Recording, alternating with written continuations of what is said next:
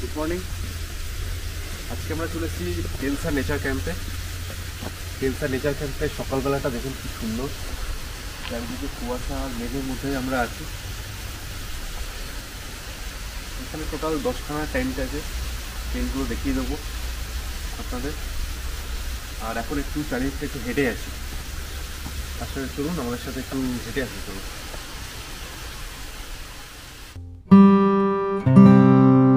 Office করে কি ক্লান্ত হয়ে গেছেন, হাতে কোনো ছুটি পাচ্ছেন না? তাহলে কিন্তু আজকের ভিডিও আপনারই জন্য। আজ আমরা চলে এসেছি নতুন এক উইকেন্ড ডেস্টিনেশন নিয়ে, টেনসা নেচার ক্যাম্প। আজকের ভিডিওতে থাকছে তারই সমস্ত ডিটেলস, এছাড়া থাকছে টেনসা মাইন্সে যাওয়ার অভিজ্ঞতা। তাই ভিডিওটা কিন্তু শেষ পর্যন্ত দেখুন, অনেক চমক থাকবে।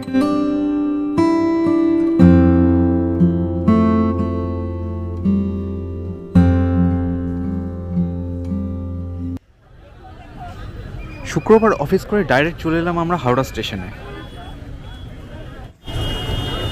ডিনার করা হয়নি, তাই ডিনার করলাম আমরা ফুড কোর্টে। এখানে অনেক রকম খাবারের অপশন থাকলেও আমরা ধোসা নিয়েছিলাম।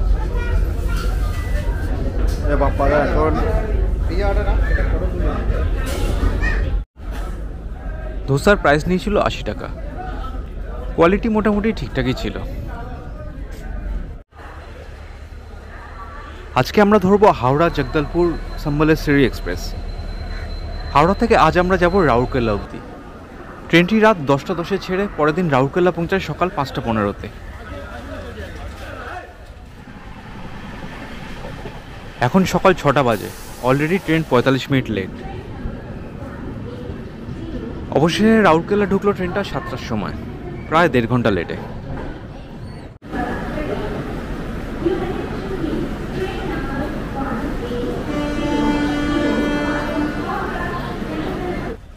গাড়ি আমরা আগে থেকেই বুক করে রেখেছিলাম।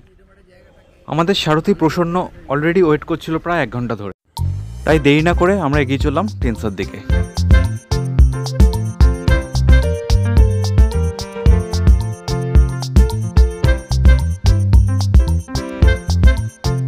রাউরকেলা থেকে টেনসার ডিস্টেন্স 94 কিলোমিটার। টাইম লাগে মোটামুটি 3 ঘন্টার মতো। সকাল থেকেই চারিদিকটা কুয়াশাতে ভর্তি ছিল। যেতে যেতে অবশেষে আমাদের সূর্যদেবের দেখা মিলল।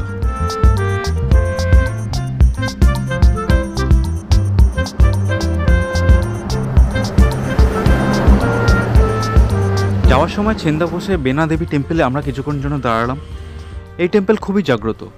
যাওয়ার সময় প্রায় সমস্ত ড্রাইভারই এখানে দাঁড়ায় কিছুক্ষণের জন্য।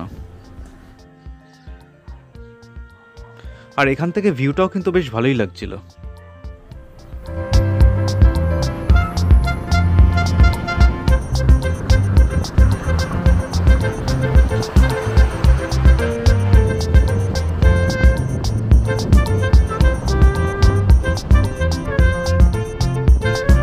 অনেক কটা ঘাটি পেরিয়ে আমরা চলে এলাম টেনসা নেচার ক্যাম্পে।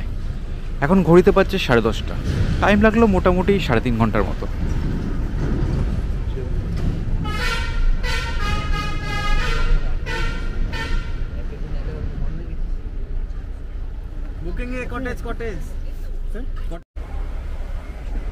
টেনসা নেচার ক্যাম্পের বাউন্ডারি শুরু হচ্ছে এখান থেকে।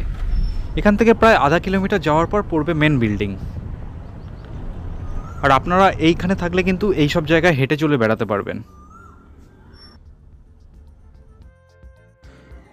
চলে এলাম টেনসা নেচার ক্যাম্পে। এখানকার 2টো গেট আছে, এটা একটা গেট আর সামনে এগিয়ে গিয়ে ডান দিকে আরেকটা গেট।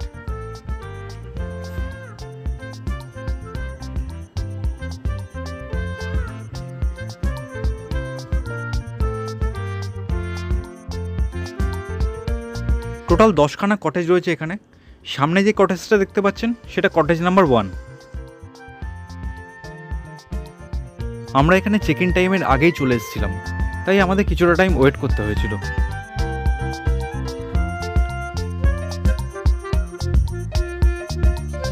এখানে রয়েছে টোটাল 10টি টেন্ট।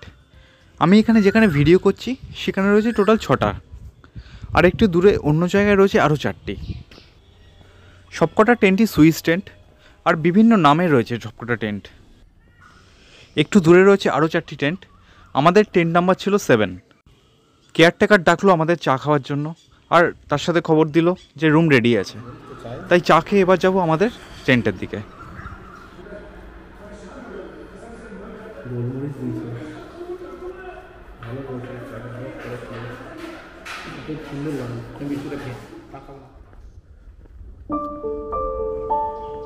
এখন যে ট্রেনটা দেখাচ্ছি সেটা ট্রেন নাম্বার 6। ট্রেন নাম্বার 6-এর পরে রয়েছে একটি গেট, আর এই গেট পেরিয়েই যাওয়া যায় ট্রেন নাম্বার 7 থেকে 10 অবধি। আমরা এখন সেদিকেই এগোচ্ছি। এর মাঝে রয়েছে একটি কমন স্পেস, সেখানে বাচ্চার জন্য অনেক রকম খেলার আয়োজন রয়েছে, তাই সাথে বাচ্চা থাকলে তারাও কিন্তু বেশ এনজয় করবে এখানে।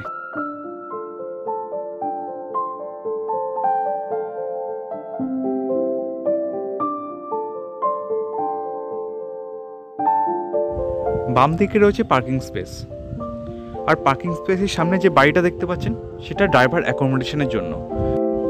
ড্রাইভার অ্যাকোমোডেশনের জন্য লাগে 700 টাকা, থাকা খাওয়া মিলিয়ে।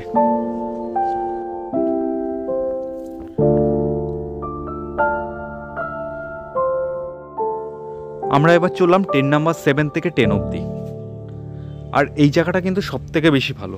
আপনারা যখন বুক করবেন তখন অবশ্যই আপনারা 7 থেকে 10-এর মধ্যে টেন্ট নেবেন, কারণ টেন্ট নাম্বার 7 থেকে 10 অবধি এই 4টে টেন্ট থেকেই কিন্তু সামনের পাহাড় দেখা যায়। টেন্টগুলোর খরচ সম্বন্ধে একটু বলে নিই। ডবল বেডরুমের যে টেন্টগুলো দেখতে পাচ্ছেন সেগুলোর জন্য টোটাল খরচ হয় 4952। এর মধ্যে খাওয়া দাওয়া সব কিছু ইনক্লুডেড রয়েছে, ব্রেকফাস্ট, লাঞ্চ, ডিনার আর ইভিনিং স্ন্যাক্স। তার সাথে রয়েছে অসংখ্যবার চা, সব কিছু ইনক্লুড রয়েছে এর মধ্যে। টেন্টগুলো কিন্তু বেশ স্পেসিয়াস। ঢুকেই দেখা যায় একটি কিং সাইজের বেড, সেখানে 3 জন কিন্তু আরামসে ঘুমাতে পারে। আমরা 3 জন ছিলাম, আর আমাদের শুতে কিন্তু একটু অসুবিধা হয়নি। টেন্টের ভেতরে আলো একটু কম রাখা হয়েছে, কিছুটা টেন্টের ফিলিংস দেওয়ার জন্যই।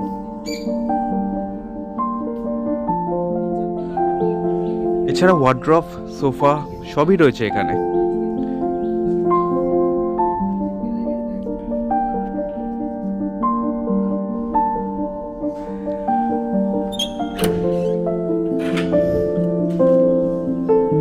বাথরুমটা কিন্তু বেশ বড় আর পরিষ্কার পরিচ্ছন্ন। বাথরুমে সমস্ত রকম কিট রাখা ছিল।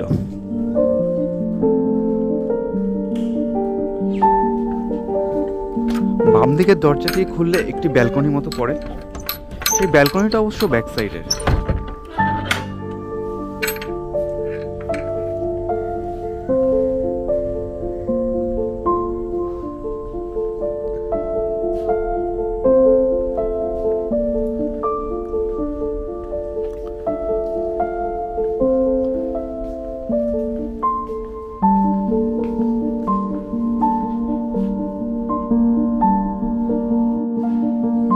এই সাইকেলগুলো রাখা আছে ট্যুরিস্টদের জন্য, আপনারা চাইলে এগুলো ব্যবহার করতে পারেন।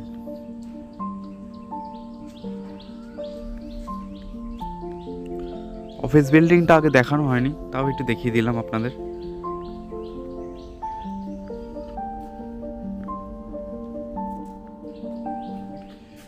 এটা ডাইনিং হল, আর ডাইনিং হলটাও কিন্তু বেশ স্পেসিয়াস আর বড়।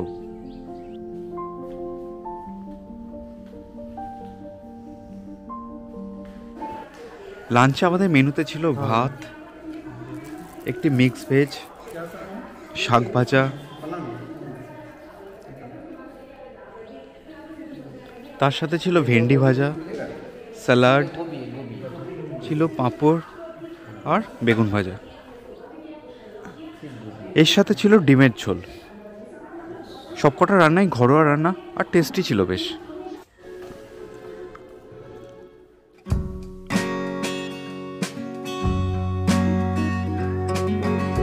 দুপুরে একটু রেস্ট নিয়ে আমরা বেরিয়ে পড়লাম একটি ফলস দেখতে, তেহেরি ফলস। টেনসা থেকে 10 থেকে 12 কিলোমিটার দূরে রয়েছে এই তেহেরি ফলস।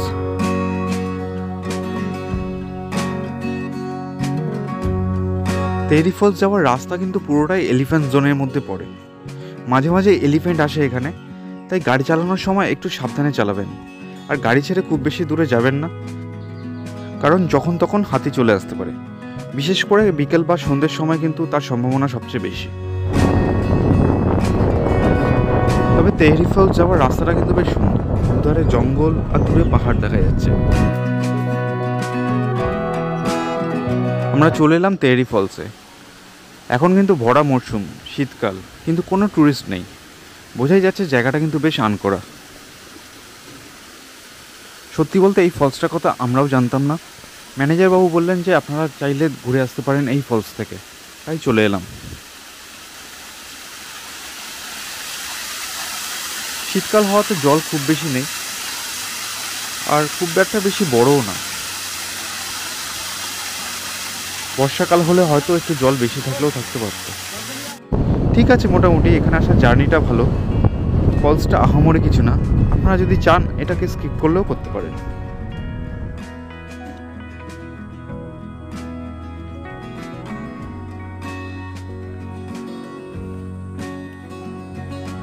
যাওয়ার সময় একটা লোকাল গ্রামের মধ্যে কিছুক্ষণের জন্য দাঁড়ালাম।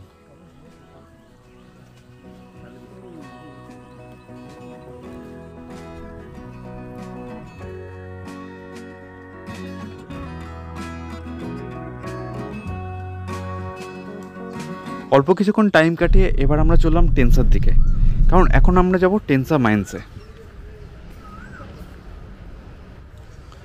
আই লাভ টেনসা যে হোর্ডিংটা রয়েছে তার উল্টো দিকেই রয়েছে টেনসা মার্কেট। হার্ডলি 8-10টা দোকান হবে, একদমই ছোট মার্কেট। ডান দিকে রয়েছে টেনসা টাউনশিপ। এই টাউনশিপের মধ্যে দিয়ে যেতে হয় টেনসা মাইন্সে।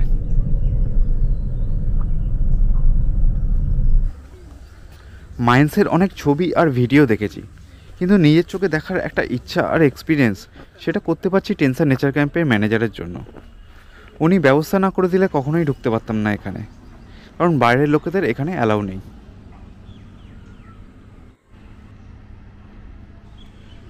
কেজিএফ সিনেমাটা যারা দেখেছেন তারা কিছুটা উপলব্ধি করতে পারবেন এখানে এলে। গোটা পাহাড়টা ভেতর থেকে কেটে কেটে আয়রন বের করা হচ্ছে, যা বাইরে থেকে দেখলে বোঝাই যাবে না।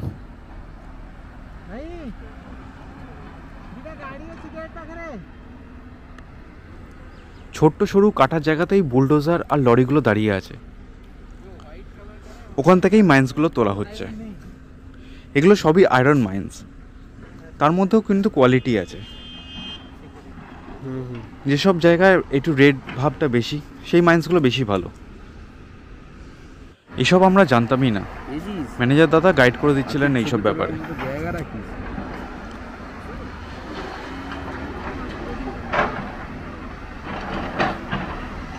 ড্রাইভারদের স্কিলটা একটু ভাবুন, ওই সরু জায়গায় দাঁড়িয়ে ওখান থেকেই বুলডোজার দিয়ে আয়রন বের করা হচ্ছে।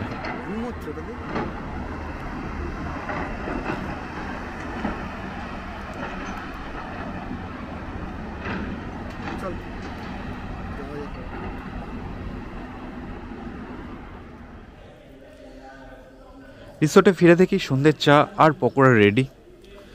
আমাদের সাথে ছিল ভেজ পকোড়া আর আদা চা। চাটা কিন্তু দারুণ বানায় এখানে। সন্ধ্যায় আমাদের জন্য আয়োজন করা হয়েছিল ক্যাম্পফায়ার। ক্যাম্পফায়ারটা কিন্তু একদমই কমপ্লিমেন্টারি, কোনো চার্জ লাগে না। এর সাথে আমরা চিকেন রোস্ট করতে দিয়েছিলাম। 1.5 কেজি চিকেনের জন্য লেগেছিল 500 টাকা, যা যথেষ্ট রিজনেবল।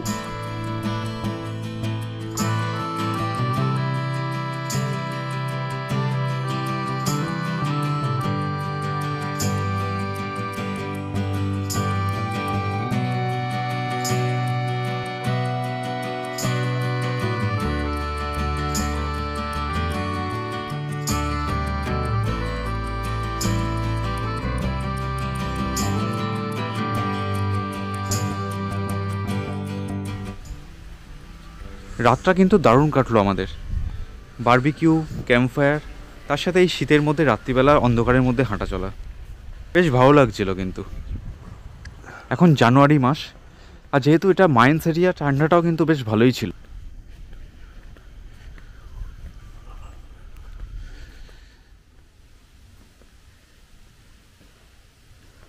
সকালবেলা ঘুম থেকে উঠে দেখলাম চারিদিকটা কুয়াশা ঘিরে রয়েছে। ভোরবেলা একটু হাঁটতে বেরোলাম চারিদিকটা।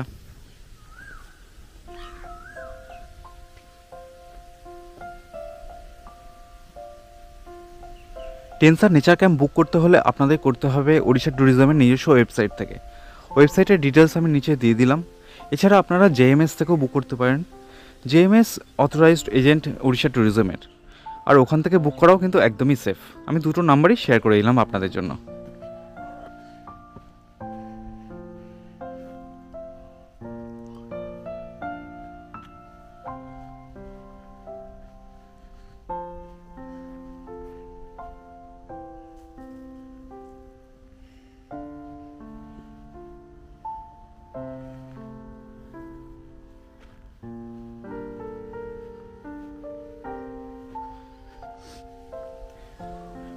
টেন্সার নেচার ক্যাম্পের লোকেশনটা কিন্তু এখানকার টিআরপি। একদম শান্ত পরিবেশে রয়েছে এই নেচার ক্যাম্প। সকালবেলা উঠলে পাখির আওয়াজ, তার সাথে শান্ত পরিবেশ, বেশ ভালো লাগবে কিন্তু আপনাদের।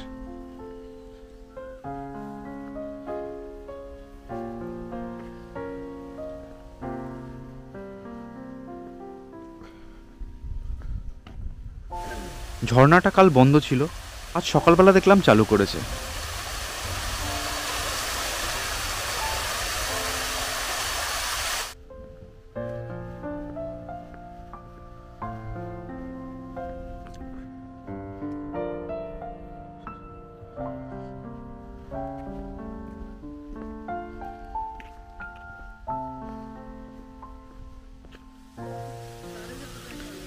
এখানে কিছু বাটারফ্লাইকে অ্যাট্রাকশন করার জন্য একটি বাটারফ্লাই গার্ডেন করা হয়েছে।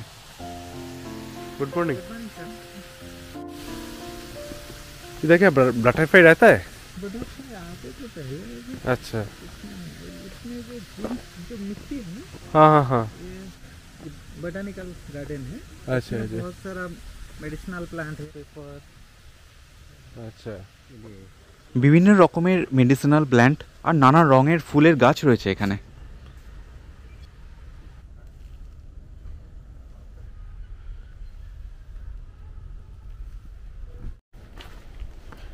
জঙ্গলের মধ্যে দিয়ে আমরা এখন চললাম মেন গেটের দিকে। আমরা ভোরবেলা যেখানেই যাই না কেন সকালবেলা একটু ঘুরতে যাই। সকালবেলা হাঁটতে কিন্তু বেশ ভালো লাগে আমাদের। আর আমরা এখন যেখানে হাঁটছি পুরোটাই কিন্তু ক্যাম্পাসের মধ্যেই। ক্যাম্পাসের মধ্যে হাঁটাটাও কিন্তু একদমই safe.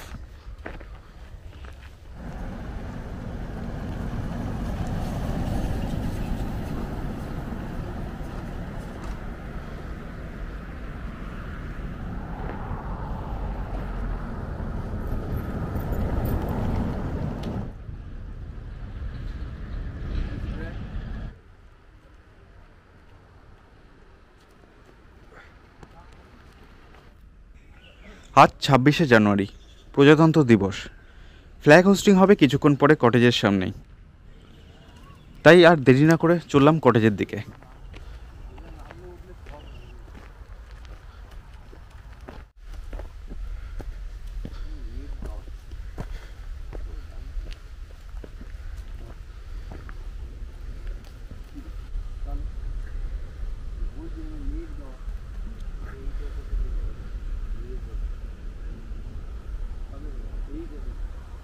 I am Parinay Prakash Raut.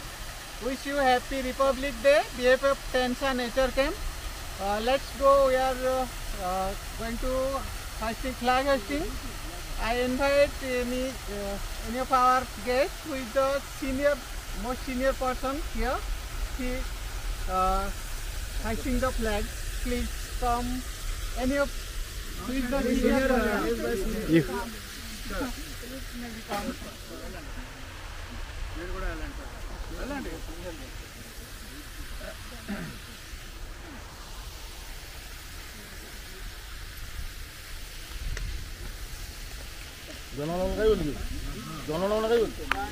जनमन अधिनायक जय है भारत भाग्य विधाता। पंजाब सिंधु गुजरात मराठा द्राविड़ उत्कल बंग हिमाचल यमुना उच्चल जलधि तरंग तब शुभ नामे।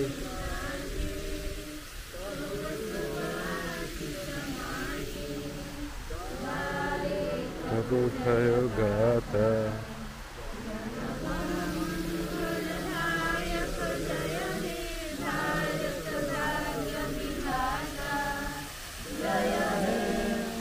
জয় হে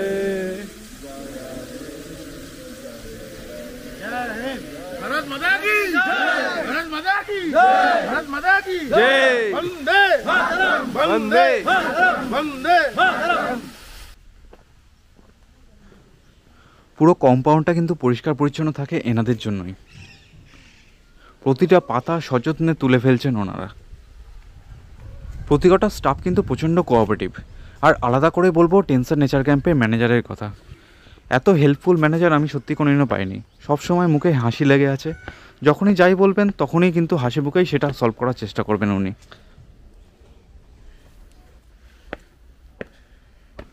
অফিসের পাশেই একটা ওয়াচ টাওয়ার ছিল, এই ওয়াচ টাওয়ারের উপরে আর ওঠা হয়নি। চলুন একবার দেখে আসি উপর থেকে কীরকম ভিউ পাওয়া যায়।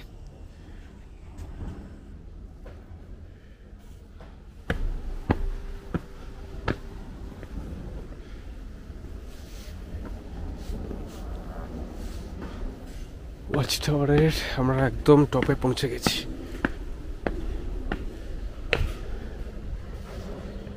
ওইদিকে যদি দূরে যদি দেখেন, দূরে পাহাড় দেখা যাচ্ছে।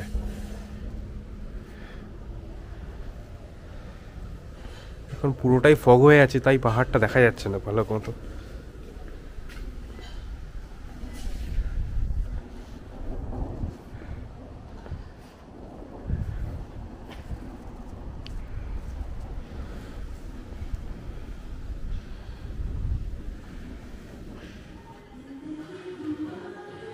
ये क्या है? ये চিলা।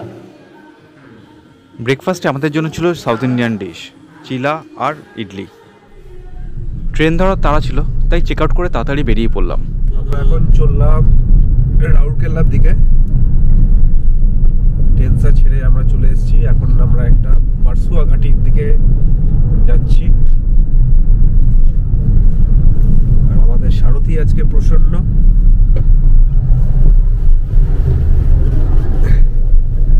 ও খুব ভালো ছেলে, তার সাথে সব থেকে যেটা ভালো সেটা হচ্ছে দারুণ ফটোগ্রাফার। আমাদের সব অনেক ছবি কিন্তু ও তুলে নিয়েছে।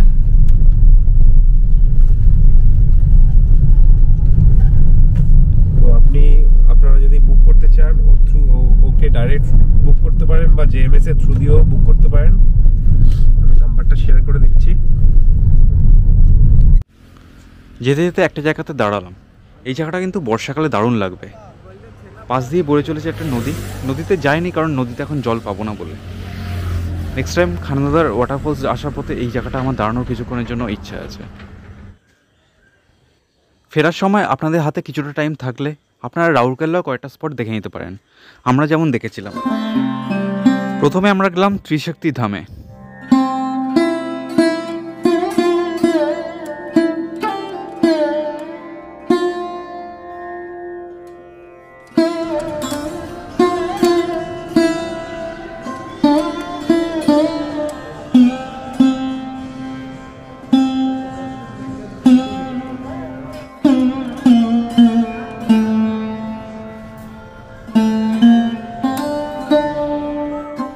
এখন আমরা এলাম হনুমান ভাটিকাতে। 1994 সালে উদ্বোধন হয় এই মন্দিরের। রাউরকেলার অন্যতম দ্রষ্টব্য এই হনুমান ভাটিকা। হনুমানজির মন্দির ছাড়াও রয়েছে এখানে বিভিন্ন রকমের মন্দির। হনুমানজির যে স্ট্যাচুটা করা রয়েছে সেটার হাইট 75 ফিট। ট্রেন আমাদের 1:35 বন্দে ভারত। সেই মতো স্টেশনে চলে এলাম আমরা।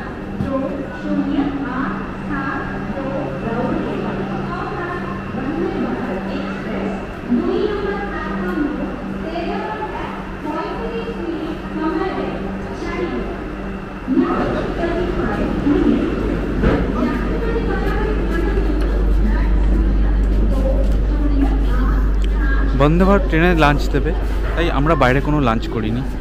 চলো চলো চলো, 74 75।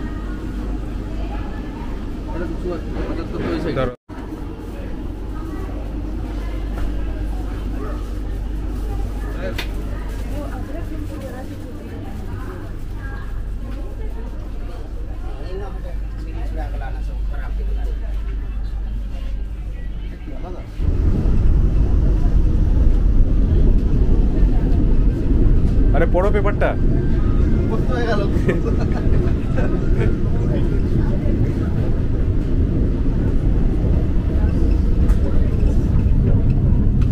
বন্দে ভারত ট্রেন হাওড়া পৌঁছায় 7:50-এ। আজকের ব্লগ এ পর্যন্তই। এই ট্যুর নিয়ে আপনাদের মধ্যে যদি কোনো কোয়েশ্চেন থাকে আপনারা অবশ্যই জানাবেন, চেষ্টা করব সলভ করার। দেখা হচ্ছে আপনাদের সাথে নতুন কোনো জায়গায় নতুন কোনো ভিডিও নিয়ে। Till then, bye by.